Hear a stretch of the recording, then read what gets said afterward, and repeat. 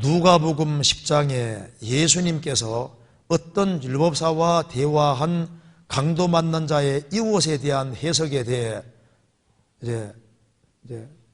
우리 교회에서 이제 말할 때 이걸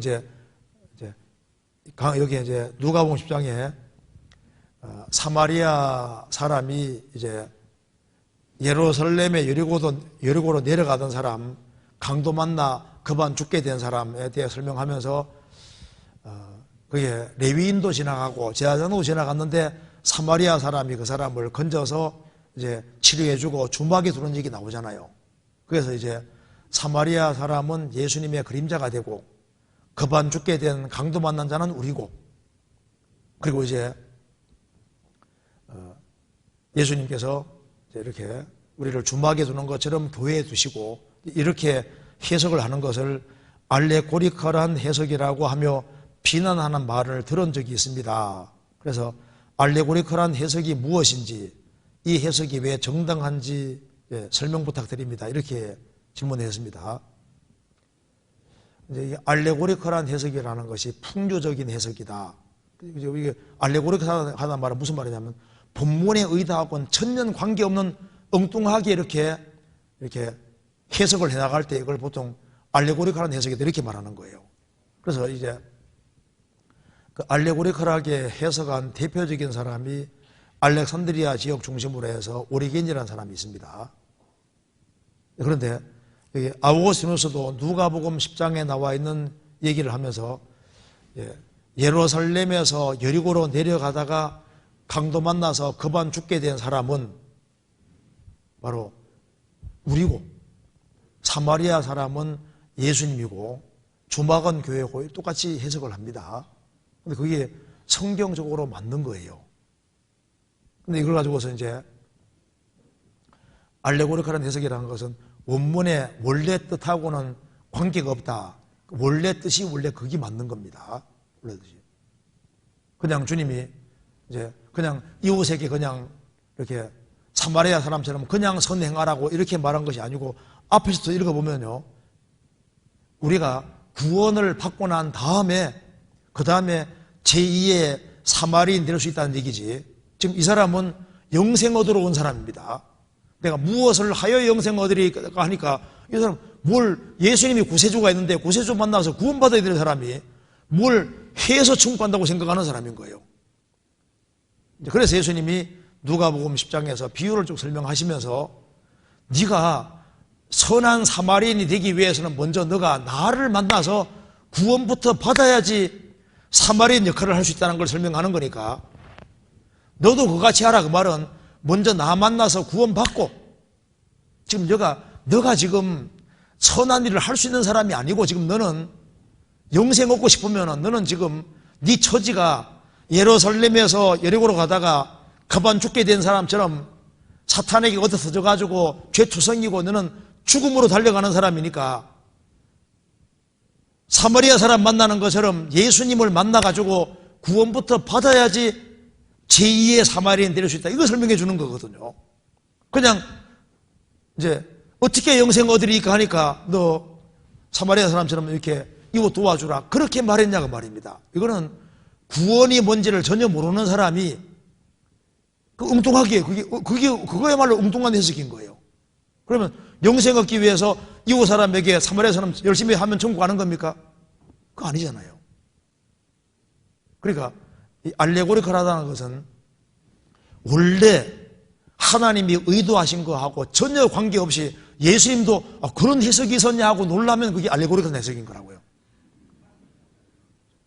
성경을 이렇게 쓴 사람이 와 성경이 그럴 수도 있냐고 이렇게, 그러니까 그런 걸 알고리컬 해석이라고 하는 거예요. 그래서 이제 성경을 읽을 때 좀 조심을 해야 되는데요. 원래 여호와 증인 교리를 만들어낸 사람이 이제 러셀이라는 사람인데, 이 사람은 지옥을 혐오해서 지옥이 없다는 것을 전제하고, 그래서 성경의 모든 지옥이라는 구절을 이제 상징으로 다 해석해가지고 지옥이 없다는 것으로 이렇게 교리를 만들었잖아요. 그건 의도적으로 이거 왜곡을 한 겁니다. 그래서 이제 성경을 해석할 때 일단 성경에다가 일단 가감하지 말아야 됩니다. 그리고 거기에 사사로운 해석을 하지 말아야 됩니다. 자기 머리 집어넣어서 사사로 해석하면 안 되거든요. 그리고 성경을 억지로 해석은 해서 안 됩니다. 성경은 자연스럽게 풀리게 되어 있는 거예요. 그리고 성경 전체는 하나님 말씀이기 때문에 내가 이해를 못해서 그렇지 성경은 맞다 이 생각을 해야 됩니다. 그리고 성경을 바르게 깨닫기 위해서는 하나님의 도우심을 간절히 구해야 됩니다. 그리고 주의 깊게 살펴보고 그리고 이제 성경을 제대로 해석하기 위해서는 제일 간단한 길이 먼저는 로마서부터 유다서까지를 많이 읽는 겁니다. 이게 해설서니까. 그래서 로마서 유다서까지를 많이 읽어서 이걸 숙지하면은 성경이 아주 쉬워지는데 로마서 유다서까지를 잘 이해하면은 사복음서가 이해하기가 쉬워지는 거예요. 그리고 요한복음은 영생 얻게 하기 위해 기록하셨기 때문에 우리가 마태복음 읽고 구원받기 어렵습니다. 요한복음은 믿고 영생 얻게 하기 위해 기록했으니까 요한복음 읽으면 구원받기가 쉬운 거예요. 마태복음은 예수님이 왕이라는 걸 설명하는 게 목적이니까 왕 앞에서 무섭잖아요. 그러니까 왕 앞에 충성하고 복종하는 사람이 되려면 먼저 요한복음 통해서 구원부터 받아야 된다고. 마가복음은 예수님이 종이라는 걸 설명하는 게 목적이니까 구원받아야만 예수님 뒤를 따라갈 수 있는 거예요. 누가복음은 예수님은 완전한 사람이라는 걸 얘기하는 게 목적이니까 예수님을 자기의 몸으로 따라 살기 위해서는 먼저 믿고 구원부터 받아야 된다고. 그러니까 마태, 마가, 누가는 예수님이 왕이고 여호와의 종이고 그리고 완전한 사람이라는 걸 설명하는 것이 목적이고 요한복음은 예수님이 하나님이신데 우리 죄를 처리하러 오셨기 때문에 믿고 영생 얻게 하기 위해서 주셨으니까 그래서 요한복음 통해서 먼저 구원부터 받고 그래야만 이제 사복음서가 쫙 이해될 수 있는 거예요. 그리고 이제 신약을 이해하면은 그 다음에 신약의 빛에 비추어서 구약을 이해해야 되는 겁니다. 그리고 성경 읽을 때는 무엇은 무엇이다 이게 더 중요합니다. 뭐 만일 뭐뭐 하면 뭐뭐 할 것이다 이거보다 무엇은 무엇이다 이런 것에 단정적인 표현에다가 무게를 둬야 되는 겁니다. 어떤 사람 보면 성경에 애매한 걸 끄집어내 가지고 교리를 확 뒤집는 사람이 있습니다. 그러면 안 되는 거예요. 그리고 성경은 보완 관계이기 때문에 전체적인 입장에서 항상 봐야 되는 겁니다. 전체 입장에서 항상 봐야 되고 그리고 성경에 더 중요한 것이 있고 덜 중요한 것이 있기 때문에 더 중요하고 덜 중요한 걸 잘 구별해야 되고 성경은 보완 관계에 있는 거예요. 그래서 성경 어떤 데 보면은 마태복음 27장 44절에는 두 강도가 같이 예수님 욕했다고 되어 있는데 또 누가복음 23장에는 강도가 회개한 걸로 되어 있잖아요. 이게 시간 차이가 다른 겁니다. 두 강도가 처음엔 욕을 했는데 나중에 돌이킨 거지 않습니까? 그러니까 이게 성경은 시간 간격이기 때문에 이게 조화가 딱 되게 되어 있습니다. 그러니까 이제 성경 읽을 때 조심해야 됩니다. 그리고 성경에는 이것이 유대인에게 해당되는 본문인지 이방인에게 해당되는 본문인지 모두에게 해당되는 본문인지 이걸 잘 구별해야 되거든요. 이사야 43장에 동방에 소개하며 서방에서 모을 것이며 북방 이르기를 놓으라 남방 이르기를 후려하지 마라. 이건 교회에 대한 얘기가 아니잖아요. 이스라엘 민족이 해볼 걸 말씀하신 거라고. 신명기 18장에 들어가면 복받고 나가도 복받고 유대인에게 하는 말이잖아요. 신약시대 그리스도인들이 말씀대로 살아간다고 해서 무조건 육신적으로 복받는 게 아니잖아요. 바울 사도는 신약 성경 14권 기록한 사람인데 얼마나 고생을 많이 했습니까? 자지 못하고 먹지 못하고. 그러니까 들어가도 복, 나가도 복 하면 육신적으로 복받는 것은 유대인에게 하는 말인 거라고. 그리스도인들은 그런 경우도 있지만 반대 경우도 벌어지거든요. 그러니까 이제 성경을 적용할 때 이게 조심해야 되는 거예요. 에스겔 37장에 마른 뼈가 살아나는 거, 그거 중생을 말하는 게 아니라 유대인이 회복돼서 나라 이룰 것을 보여준 거잖아요. 그러니까 유대인과 이방인 이런 것도 구별도 잘해야 되고 성경 읽을 때는 문법적으로 있는 그대로 책을 읽듯이 그대로 읽어야 되는 거예요. 그리고 이 글을 쓰는 사람이 무엇을 의도했는지 그걸 있는 그대로 문자적으로 접근해야 됩니다. 문자적으로 역사적으로 그렇게 해서 성경을 해석해야지 이게 맞는 거예요. 그리고 문자적으로 해석해도 그 뒤에 숨은 뜻이 있을 수 있는데 이것은 성령이 도와줘야 깨달아지는 겁니다. 그 사람은 나는 문법 따지는데 문법 따져도 하는 게 아니에요. 창세기 1장을 문자가 대로 쫙 가면 천지창조인데 그것만 말하는 게 아니라 고린도서 4장에 말씀하시기를 그것이 영혼의 모습이고 하다고 설명되어 있잖아요. 그러니까 문법대로 일때 거기에 또 배우의 주님이 뭔가 신령한 걸 설명하려고 하는 것도 있는데 그거는 하나님이 도와줘야지 깨달아지는 거예요. 그래서 성경을 해석할 때 어떤 사람은 또 이제 성경에 이 문장 읽을 때 잘 읽어야 되는데 심지가 견고한 사람을 평강으로 인도한다니까 어떤 사람은 설명하면서 심지하니까 그 불심지 있잖아요. 설명하기는 이제 불심지가 견고한 이렇게 하는데 그 불심지가 아니라 마음의 심지, 마음의 뜻이 견고한 사람. 그러니까 그건 설교성경 오류 범한 거잖아요.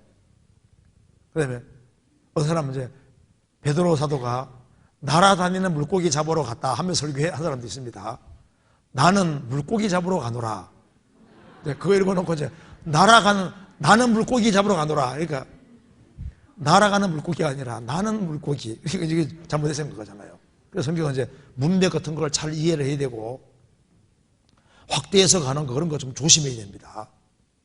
또 성경 읽을 때 잘못 읽어가지고 아이를 훈계하라 그랬으니까 이게 아이가 차일드 쪽입니다. 베이비가 아닌데 아이를 훈계하라 그랬으니까 막 갓 태어난 애기지 않습니까? 우러져친다고 막 때려가지고 이렇게 하는 사람이 있는데 그건 또 성경 잘못 읽은 거잖아요. 그래서 성경 읽을 때 참 조심해야 되는 거예요.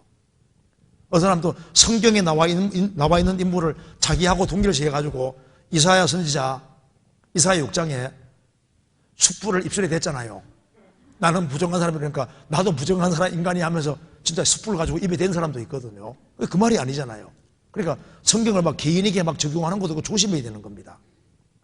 그래서 성경을 읽을 때 이제 이 해석을 할 때 일단은 전체 속에서 문자적으로 역사적으로 그렇게 이해해야 되고 그리고 이제 성경에서 비유와 상징은 보통 설명이 되어 있고 알레고리컬 한 것은 원래 하나님이 의도한 거 너무 벗어나서 엉뚱한 소리 할 때 그걸 알레고리컬한 해석이다.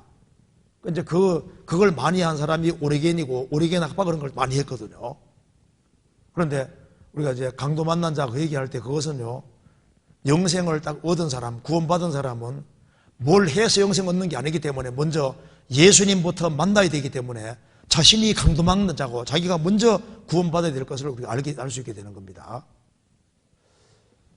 그런데 이거 시간이 돼가지고 질문이 좀 더 있는데 시간이 돼가지고 일단 오늘 여기까지 하고 또 다음 기회에 또 하도록 하겠습니다. 어쨌든 간에 여기에 알레고리카는 해석이라는 말 뜻은 원래 하나님이 의도한 거하고 전혀 다르게 해석해서 하나님도 야 그런 말까지 있었냐고 하나님도 놀라면 그 알레고리카 해석이 되는 거예요. 이해되시죠? 같이 기도하시겠습니다. 자비로우신 우리 아버지 하나님, 저희들을 주의 보배로운 피로 구원해 주신 그 크고 놀라운 은혜와 사랑을 인하여 감사드립니다. 저희들을 구원하심은 또 중요한 뜻이 있는 줄 압니다. 우리가 주 안에서 귀하게 쓰임받을 수 있도록 더욱 도와주시고 주님의 복음과 영광을 위해 살 수 있도록 더욱 역사해 주시옵소서. 주님께서 맡기신 일을 잘 감당할 수 있도록 충성된 마음을 주시고 또 겸손한 마음을 허락해 주옵소서. 주 예수 그리스도 이름으로 기도하옵나이다. 아멘.